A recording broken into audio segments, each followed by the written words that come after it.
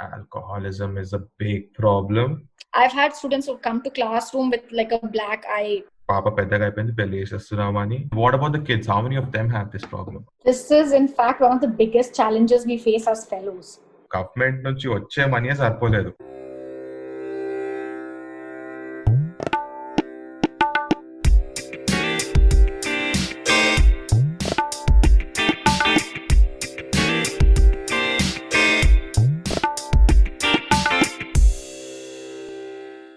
Teaching and a point or just educating or learning and తీసుకుంటే how did you think that changed మనం స్కూల్కి వెళ్ళినప్పుడు the kind of things that we studied compared to the kind of things ఇప్పుడు మీరు కిడ్స్కి చెప్పడం కానీ the kids that are learning now? I think that serves a very good platform to talk about I think digitalization. So ఇప్పుడు at this point, like during the last 3-4 months at least, or maybe a year, I've seen some of my friends on Instagram. So they're like, if you have a functional phone, a spare mobile phone or a tablet, and it can be used, please give it to me. I'm going to give it to one of my maid or watchman's children so that they can study. So how are you guys dealing with digitalization, or how have you dealt in your experiences digitalization? Especially lockdown, the tendency. I mean, Teach for India as an organization has taken a stand for this. 300 rupees per child ani వాళ్ళకి mobile data వేయడానికి they've allocated 300 rupees per kid so that they can study on their laptops, study on their mobile phones, etc. If there's a family that cannot afford a smartphone, they've also ordered like some number of tabs. Right now, I've heard that it's in phase 1. So Hyderabad has gotten 150 tabs, although the number of kids is very high. 150 tabs, which phase 1 laga they've rolled it out, and if it works well, then they'll wait and see if schools will reopen or not. If they don't, I think they'll roll out phase 2. But that is the organizational stand for that, for the lockdown period. To answer your question, when it comes to how technology was integrated in teaching and in kids who were learning, మనకి basic electronics lab ఉండే గుర్తుందా? Bread boards ఉండే మనకి.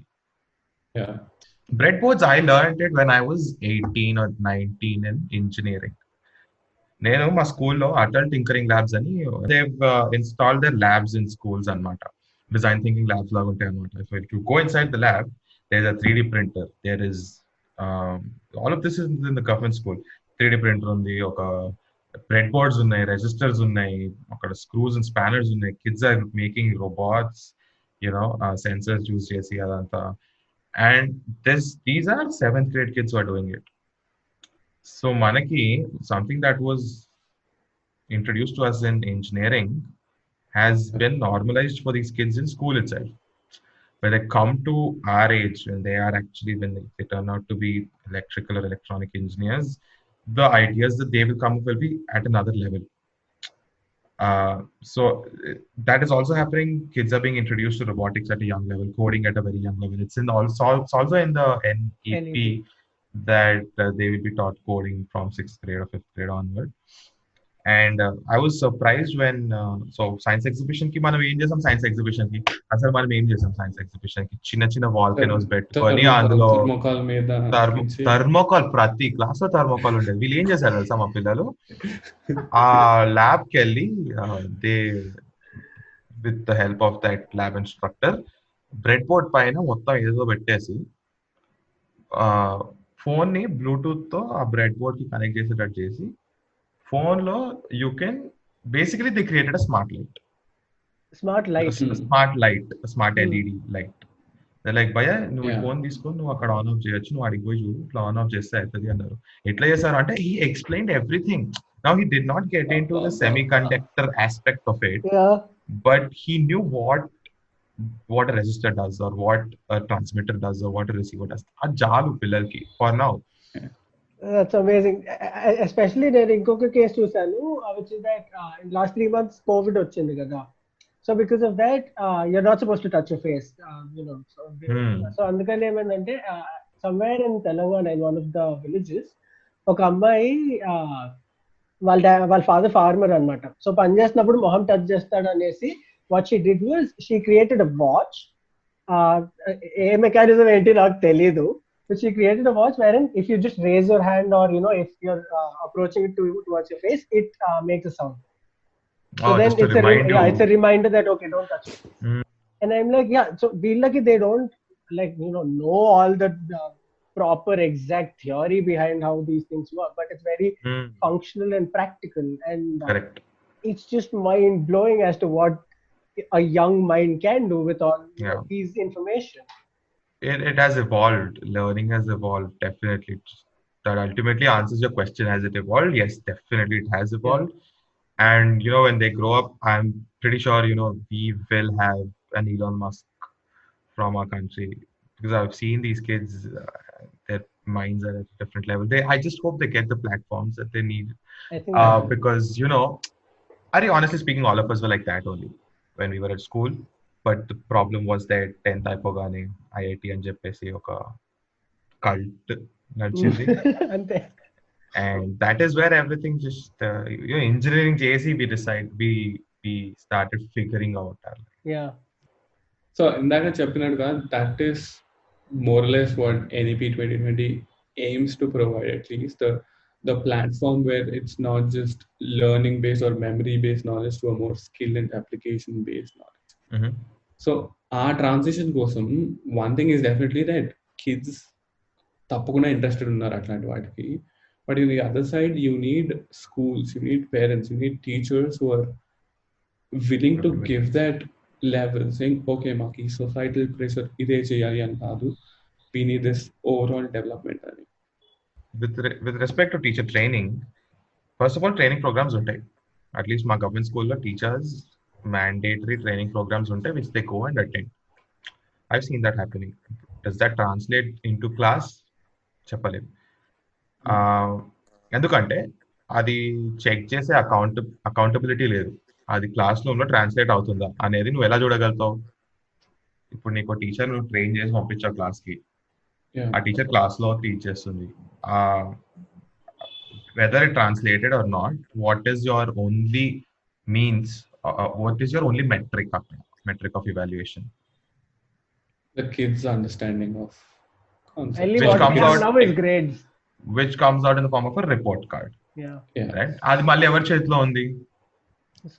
Teacher చేతిలోనే ఉన్నది. ఇష్టం వచ్చినట్టు రాసేస్తారు.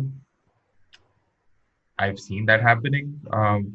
So accountability is a major factor అక్కడ. More than teacher training, accountability అనేది చాలా ఆస్పెక్ట్స్ పాత ఎన్ఈపిలో అలానే, పాత ఎడ్యుకేషన్ పాలసీలో అలా ఉంది, ఇప్పుడు కూడా ఎడ్యుకేషన్ పాలసీలో అకౌంటబిలిటీ గురించి పెద్ద ఎంఫసిస్ లేదు. I think around the accountability part, or at least the report card, at least what I've read in NEP 2020 is there's this thing called a PARAKH. So where the report cards are more based on మన self-assessment and also peer assessment. So these sort of concepts, ilanti, I mean, from my point of view, theoretical point of view, they sound really good. Like, okay, జరగొచ్చు అనేది బాగా జరగొచ్చు. Because at a young age only, individuals know introspection, create, scope for introspection, and also to have targets for themselves, have goals, have ambitions, and then work towards them, so they can evaluate these at every point. So now, theoretically, it sounds like it will work. Do you have any opinions or comments about it? ఇప్పుడు this is a formative assessment, okay? Manaki unit test laga. Yeah. Formative assessments has 4 aspects. Yeah. I'm just saying, so I'll tell you why I'm showing you this, okay? You spoke about the new NEP has peer feedback and this, and theoretically it sounds good. Theoretically, this thing is also pretty solid.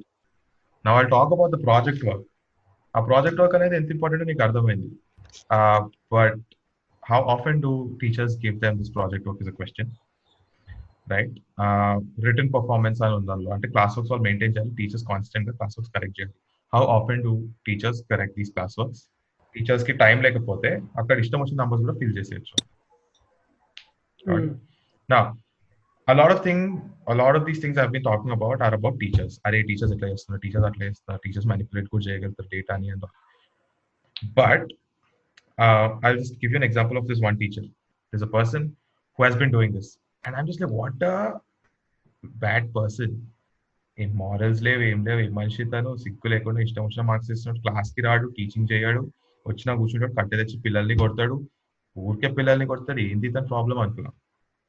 Now, I did not know that this person is not a full-time government teacher. విద్యా volunteers అని ఉంటారు అనమాట. విద్యా volunteers అని ఉంటారు. And విద్యా volunteers are paid. నెలకి 15,000 ఎంత వస్తుంది వాళ్ళకి. విద్య అంటే ఆర్గనైజేషన్ లేదా గవర్నమెంట్ ఇనిషియేటివ్? గవర్నమెంటే ఇస్తుంది వాళ్ళకి. టర్న్స్ అవుట్ 6 months నుంచి విద్యా వాలంటీర్స్ కి శాలరీస్ కట్టలేదంట. 6 months. అతనికి వైఫ్, పిల్లలు కూడా ఉన్నారు. అతని వృత్తికి అతను న్యాయం చేయాలంటే అతనికి ఇవ్వాల్సిన రివార్డ్ అతనికి ఇవ్వకుండా 6 months నుంచి ఇవ్వకుండా ఉంటే of course this is what it will translate. Speaking of curriculum for teachers, ఇందులో I think the NEP states they have to have a common national professional standard by 2022 where minimum qualification to be a teacher is to get a 4-year BEd course. As of now also there are a lot of teacher positions which are vacant, and the recruited teachers now also they're not qualified enough to implement a lot of these things. For example, this introduces I think it's a good initiative, but it's going to take time for them to implement and find the right people. And like Sarit was talking, I like the point about when you don't pay enough rewards for their work, like especially male teachers who have the financial burden don't see an incentive in coming in and teaching. It'll enter train chesina gaani it'll remain as a second job for female teachers as a hobby or something. It won't be an aspirational profession per se. Our reward system correct cheyapothe. So hopefully what's been happening is again in the NEP, I don't know why that's a very big focus now, but so మన average GDP spending was around 3 to 4% of our, so we spend on education, we spend 3 to 4% of our GDP. Yeah, now they've increased that to 6%, I think. Acha. So there is sort of they're putting or trying to put in finances towards the education sector, but we all know what happens with when money is involved. విద్యా volunteers ఎవరు school కి రాలే ఆ రోజు. Okay, అందరూ ధర్నాకి వెళ్ళి కూర్చున్నారు ఒక ప్లేస్ లో, because they were not paid salaries. ఒక టీచర్ ధర్నా చేయడం అంటే ఏంటి అది? ఫస్ట్ ఆఫ్ ఆల్ ఒక టీచర్ అంటే ఒక గురువు, ఒక పండితుడు అన్న this it was a very ఏమంటారు రివర్డ్ ప్రొఫెషన్.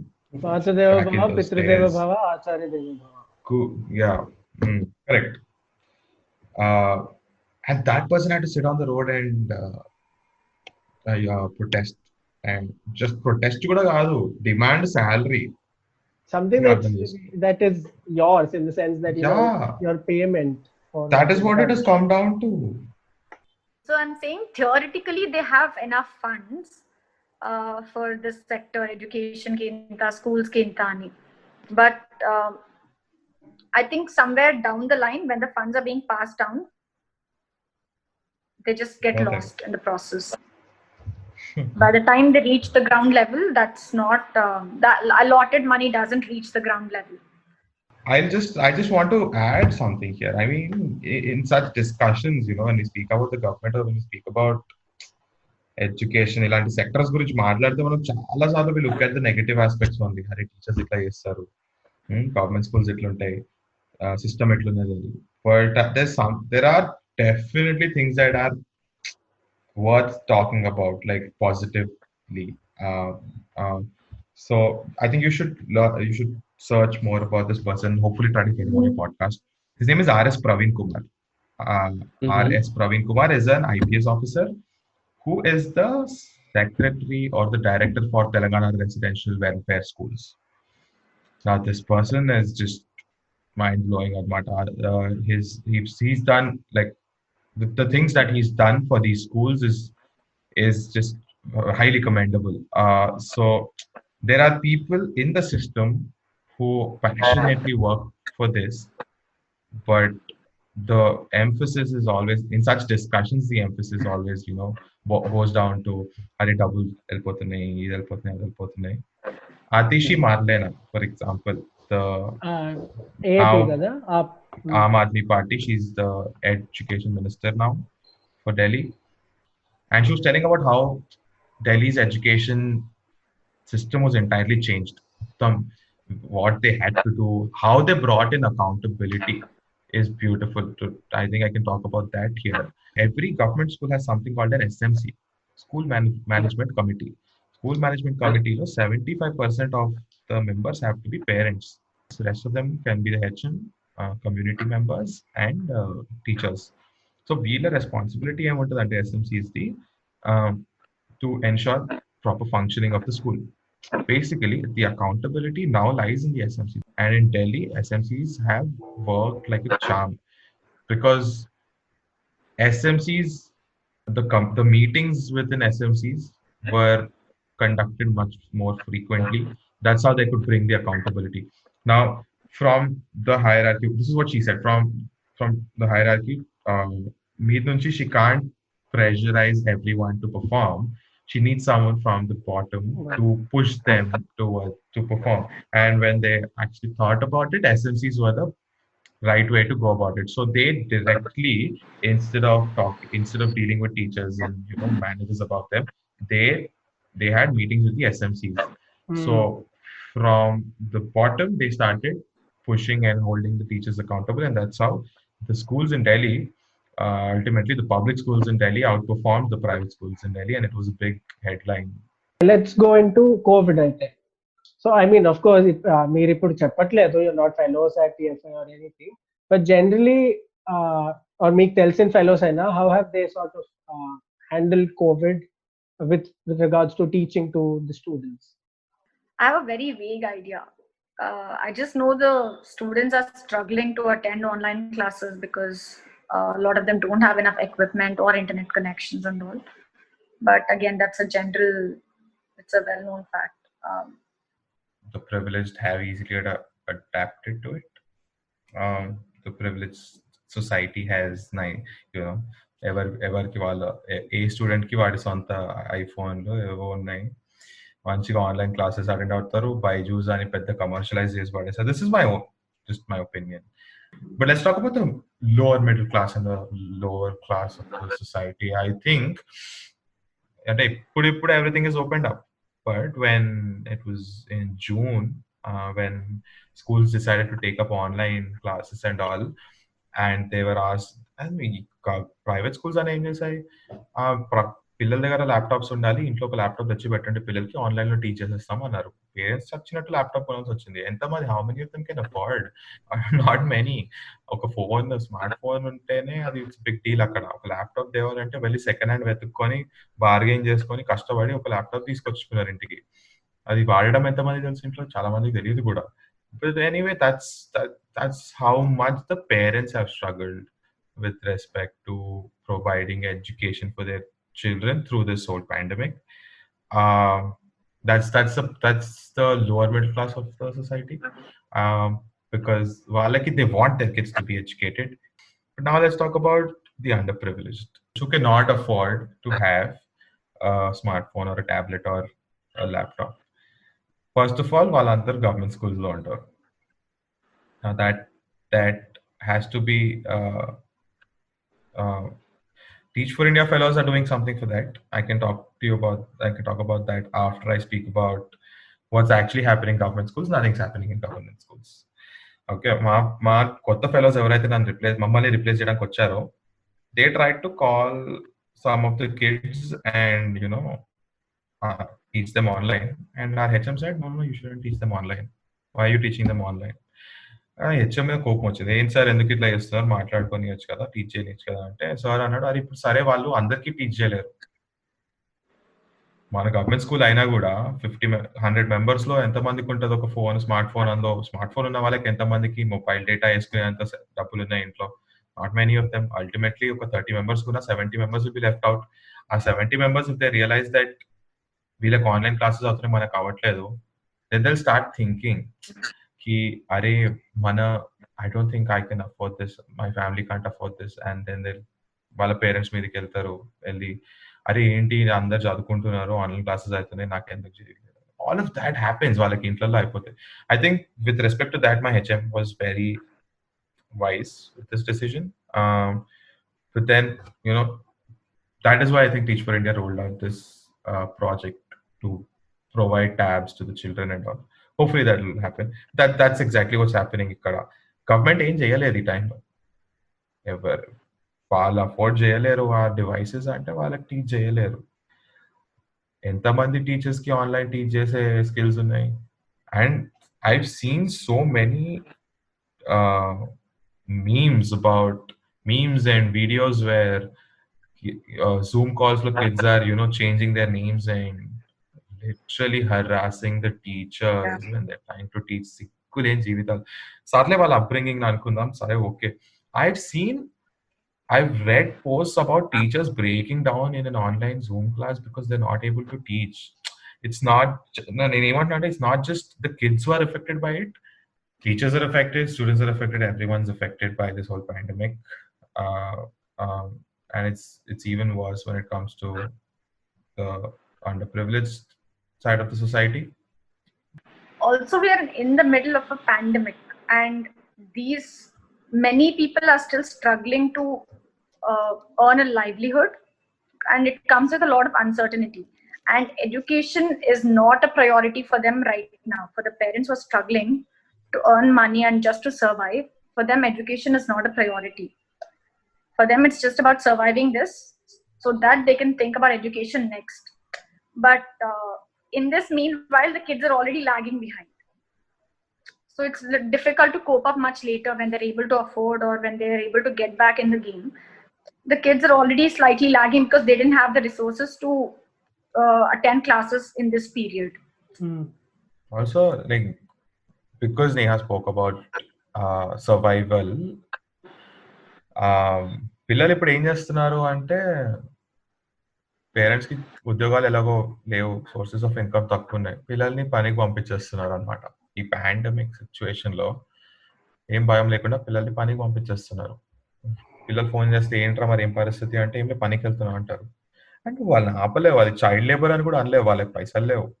ఇస్తాన గవర్నమెంట్ పైసలు ఇస్తలేదంటే నేను చైల్డ్ లేబర్ అని చెప్పి ఎక్కువ మాట్లాడలేను. న్యూస్ పేపర్స్ ఇస్తారు పిల్లలు, కొంతమంది శారీస్ ప్యాక్ చేసి కవర్లలో పెడతారు, వాళ్ళకి ఇన్ని శారీస్ కి ప్యాక్ చేసేందుకు ఇంత డబ్బులు అని ఇస్తారు. షాప్స్ లో కూర్చుంటారు, పాన్ డబ్బాల్లో కూర్చుంటారు అమ్మడానికి, ఏదో ఒకటి వాళ్ళకి దొరికినది వాళ్ళు చేస్తారు. At the end of the discussion, if we're thinking about educating minorities or educating the underprivileged future of India, if I can, నువ్వు అన్నట్టుగా there are so many misconceptions that అరే ఇది జరగట్లేదు సరిగ్గా, ఇది జరగట్లేదు అంటారు. But what are the key points that people should keep in mind? Giving back to the society అనేది అందరికీ రాదు. By nature it doesn't come, and it's okay. I'm not saying that's wrong also, but if it does, then forget what the society tells you. I've spoken to some friends who were like, "Are, I've been seeing your stories about your children, they're wonderful. I also wanted to be a teacher. I love teaching children. I'm sure it must be fun. Why don't you do it?" All I'm saying is take 1 or 2 years, join an organization, and just devote some time and energy to children. Because right now what our country needs is people to look up to.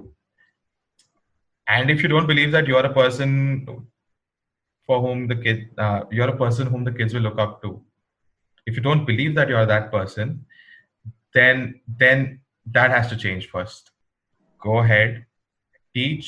It's not just teaching. You can be a part of so many other things. If you're someone who loves electronics, think about, you will find so much happiness when you teach these little kids the same electronics that you've learned. The same thing with your breadboards, your sensors and everything. When you teach the kids the same thing, you'll find a lot of happiness.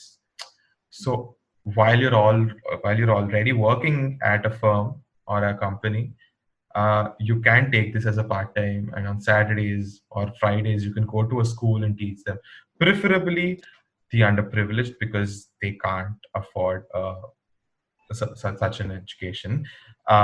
this is what I would advise. If you have something that you're good at, try to take it to the kids. Try to go volunteer over the weekends at a school that is close to you. Talk to the HM. Talk to the HM. Tell the HM that this is what I want to teach the kids. I'm not a teacher. I'm not, you can be as honest as you want and just go to a school and do it. For people who cannot commit full time into something like this, volunteering is always a great option. And you don't necessarily have to go to a particular organization or tie up with somebody. You can start doing small things even at home. A lot of people are doing it in this pandemic because you have the time, you have the resources. A lot of people are teaching children of their maids and the house staff. So small things like that do account to the big picture. We might not realize it now, but these small things do matter. And one more thing is, I would say, be more aware and read up on all these things, the policies, because it might not affect you directly, but indirectly it affects the entire system, and you are part of the system. I think I have another thing to add to both of you said, which is that like for us or me or people around us who are privileged or who have the financial ability to. So I've known a few friends of mine whose parents, so they pay for the tuition fee of a student for 1 year. It's entire it's around 8,000 or 12,000 per year or something that they pay, and they do that sort of not like an adoption, so to say, but they just pay for the tuition fee for somebody, for a student who's studying, and I think that is an option that you can do if you still want to, and maybe if you don't have the time to. But which organizations, I don't know about that, but yeah, that's a possibility. Maybe you yourself can look at the people around you and then see who needs it, and you can have that. I mean, if you really want to do it, you can do it. I have a shout out though at the end of this. I don't know. So I've taken up some projects at school, me and my school team, and a lot of my friends from CBIT and people that I've known have donated to it. I just want to thank them for it because I've posted just on my Instagram story. I don't know if they've gone through it. So thanks for that. And so I'll tell you what, we've used we've used those funds for, we set up a solar plant at school. We're now working on the drainage facility at school. We're also working on building more washrooms and wash basins for the kids, and trying to provide drinking water facility at the school. So the funds are being used very well, and I wanted to thank people for donating to that. Thank you very much. That's really nice of you. Thank you very much. That was lovely. कोई भी देश perfect नहीं होता, उसे perfect बनाना पड़ता है, right?